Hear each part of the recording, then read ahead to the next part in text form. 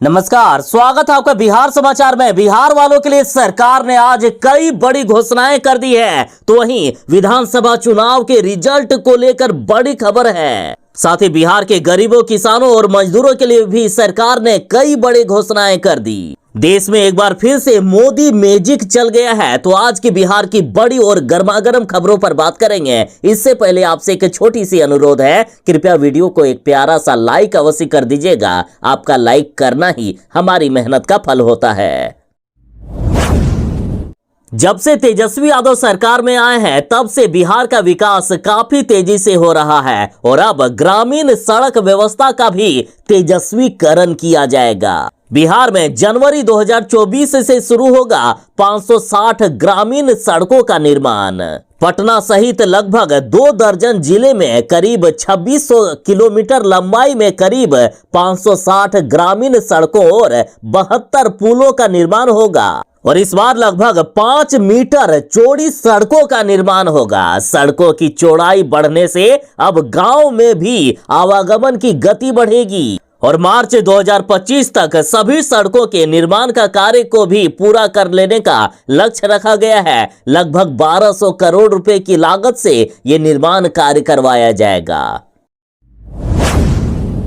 मोदी है तो मुमकिन है। मोदी जी ने फिर से ये साबित करके दिखा दिया है। 3 राज्यों में बीजेपी की प्रचंड जीत हुई है। मध्य प्रदेश, राजस्थान, छत्तीसगढ़ के विधानसभा चुनाव में बीजेपी ने पूर्ण बहुमत की सरकार बना ली। मध्य प्रदेश में 230 सीटों पर चुनाव हुए। बहुमत के लिए 116 सीट चाहिए था, लेकिन बीजेपी ने 163 सीट लाकर इतिहास ही रच दिया। तो वहीं राजस्थान में 199 सीटों पर चुनाव हुए। बहुमत के लिए 100 सीट लाने थे। बीजेपी ने 115 सीट लाकर पूर्ण बहुमत की सरकार बना दी। यहां कांग्रेस के मात्र 69 सीट ही मिले।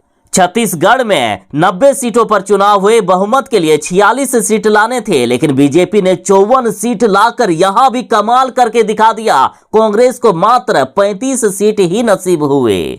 लेकिन तेलंगाना में कांग्रेस ने बीजेपी के छक्के छुड़ा दिए। देखिए, तेलंगाना में 10 सालों से बीआरएस की सरकार थी। जब से तेलंगाना राज्य का गठन हुआ है, तब से यहां बीआरएस की सरकार थी। कांग्रेस ने इस बार बीआरएस को झाड़ू से मारकर भगा दिया है। कांग्रेस ने यहां 64 सीट लाकर पूर्ण बहुमत की सरकार बना ली। भाजपा के मात्र 8 सीट ही मिले।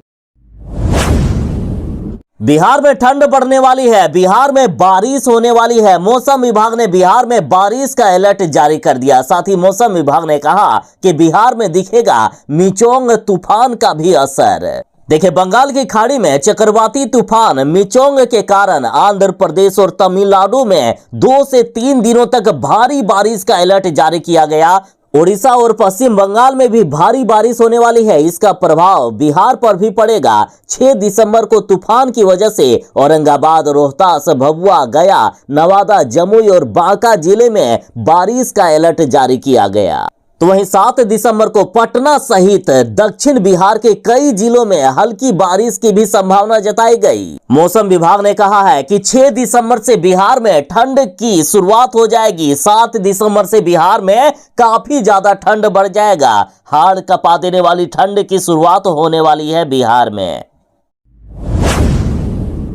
बिहार के नवनियुक्त शिक्षकों के खाते में वेतन आना शुरू हो गया है। के पाठक ने कहा कि सभी शिक्षकों के खाते में 7 दिसंबर से पहले वेतन भेज दिया जाएगा। नवनियुक्त शिक्षकों से के पाठक ने कहा कि आप सभी की पोस्टिंग गांव में हुई है। गांव में स्कूल के पास ही सभी को अपना आवास रखना होगा और पूरे मनोयोग से बच्चों को पढ़ाना होगा। के पाठक ने कहा कि शिक्षकों को वेतन मिलने में किसी तरह की कोई भी देरी नहीं होगी और इस बार भी 7 दिसंबर से पहले सभी शिक्षकों के खाते में वेतन भेज दिया जाएगा।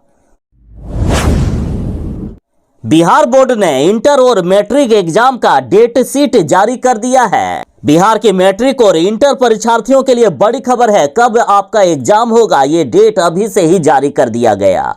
बिहार बोर्ड के परीक्षार्थी चाहें तो आप टाइम टेबल को डाउनलोड भी कर सकते हैं। आपको आधिकारिक वेबसाइट secondary.biharboardonline.com पर जाना होगा। देखिए, इस साल मैट्रिक की परीक्षा 15 फरवरी से शुरू होगी और 23 फरवरी तक चलेगी, जबकि इंटर की परीक्षा 1 फरवरी 2024 से शुरू होकर 12 फरवरी 2024 तक चलेगी।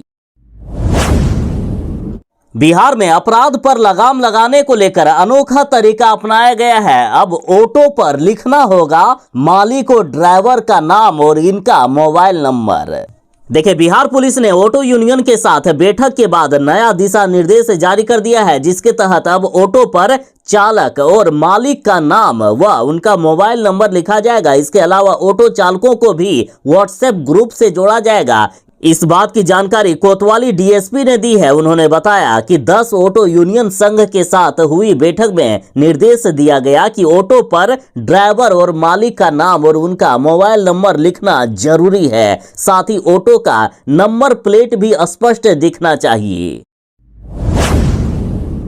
नीतीश कुमार की ये तो गजब बेइज्जती हो गई भाई। मध्य प्रदेश में नीतीश कुमार की पार्टी जदयू ने उम्मीदवारों को उतारे, लेकिन इतने कम वोट मिले ना कि कोई सोच भी नहीं सकता। मात्र किसी को 21, किसी को 25, किसी को 26, किसी को 45 तो किसी को 71 वोट मात्र मिले। देखिए, बिहार के मुख्यमंत्री नीतीश कुमार जी खुद अपनी तुलना प्रधानमंत्री नरेंद्र मोदी से करते हैं। एक तरफ जहां पीएम मोदी के चेहरे पर पूरा बीजेपी अभी चुनाव लड़ रहा है, नीतीश कुमार भी चाहते थे कि क्यों ना अपने चेहरे के पावर को आजमाया जाए। और लगातार नीतीश कुमार जी अपनी पार्टी जदयू को राष्ट्रीय पार्टी कहते हैं, लेकिन इस करारी हार के बाद नीतीश कुमार के दावों की सिर्फ पोल ही नहीं खुली, बल्कि इनके दावे भी चकनाचूर हो गए। देखिए, नीतीश कुमार जी पिछले 17 से 18 सालों से जदयू को राष्ट्रीय पार्टी बनाने का सपना देख रहे हैं और इस बार मध्य प्रदेश में नीतीश कुमार जी ने अपने 9 प्रत्याशियों को चुनाव में उतारा, लेकिन इनको मात्र किसी को 21, किसी को 25, किसी को 26 तो किसी को 45 वोट ही मिले। मतलब नीतीश कुमार की गजब की बेइज्जती हो गई है।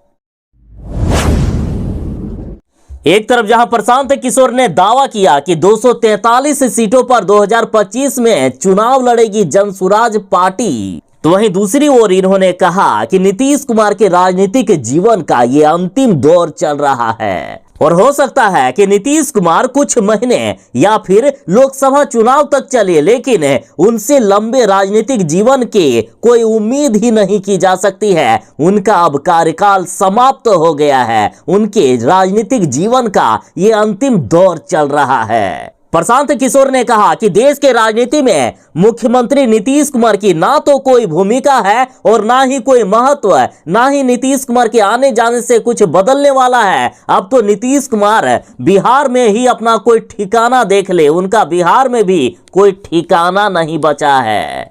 साथ ही प्रशांत किशोर ने दावा किया कि 2024 के लोकसभा चुनाव में नीतीश कुमार की पार्टी जदयू का 5 सीट भी नहीं आने वाला है। अगर इनकी पार्टी का 5 सीट भी आ गया तो मैं बिहार की जनता के सामने माफी मांग लूंगा। बिहार में पंचायत उपचुनाव का हो गया है ऐलान, 28 दिसंबर को होगा मतदान। देखिए, वर्ष 2021 और 2022 में हुए पंचायत चुनाव में कई पद खाली रह गए थे, जिसे लेकर अब उपचुनाव कराया जा रहा है और इस बार बिहार उपचुनाव 28 दिसंबर को होगा, जिसमें से 1675 पदों के लिए ये उपचुनाव होने वाला है। पटना के 1014 माध्यमिक और उच्च माध्यमिक स्कूलों में बनेगा सहेली कक्षा। देखिए, शिक्षा विभाग की ओर से पहले जिले के 33 कस्तूरबा गांधी विद्यालय में सहेली कक्षा का निर्माण किया जाएगा। इसके बाद जिले के 1014 माध्यमिक और उच्च माध्यमिक स्कूलों में सहेली कक्षा तैयार किया जाएगा। सहेली कक्ष में छात्राओं को sanitary pad machine, pad disposal machine, medical emergency में आराम करने के लिए बेड की व्यवस्था भी की जाएगी। इसके साथ ही कक्ष में मोटिवेटिव स्लोगन और पेंटिंग की भी व्यवस्था की जाएगी। 3 राज्य राजस्थान, मध्य प्रदेश और छत्तीसगढ़ के विधानसभा चुनाव में बीजेपी की प्रचंड जीत के बाद अब नीतीश कुमार की पार्टी जदयू भी मोदी मोदी करने लगे हैं। विधानसभा चुनाव के नतीजे आने के बाद जदयू पार्टी में खलबली मच गई है। कई जदयू को छोड़कर बीजेपी में शामिल हो सकते हैं। अब तो जदयू के सांसद ने कह दिया है कि मोदी है तो मुमकिन है। भाजपा के गुण गाने लगे हैं नीतीश कुमार के मंत्री और विधायक। जदयू के सांसद ने खुलकर नरेंद्र मोदी के तारीफों के पुल बांधने शुरू कर दिए हैं। देखिए, बिहार के सीतामढ़ी से जदयू सांसद सुनील कुमार पिंटू ने कहा कि मोदी है तो मुमकिन है। इन्होंने कहा मोदी है तो गारंटी है, मोदी को कोई भी नहीं हरा सकता है। वारे बिहार की पुलिस, मरने वाले के सिर ही मर दिया, उनकी ही हत्या का इल्जाम।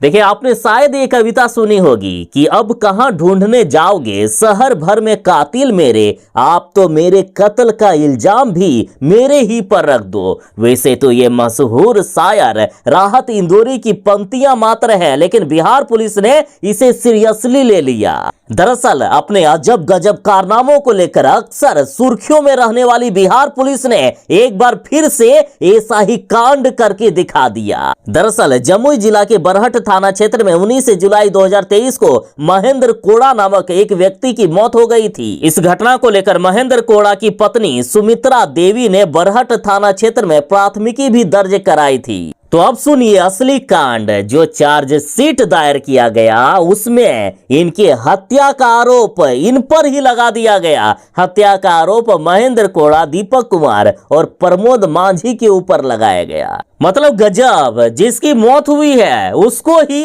उनकी ही मौत का जिम्मेदार बता दिया गया। वाह रे बिहार की पुलिस।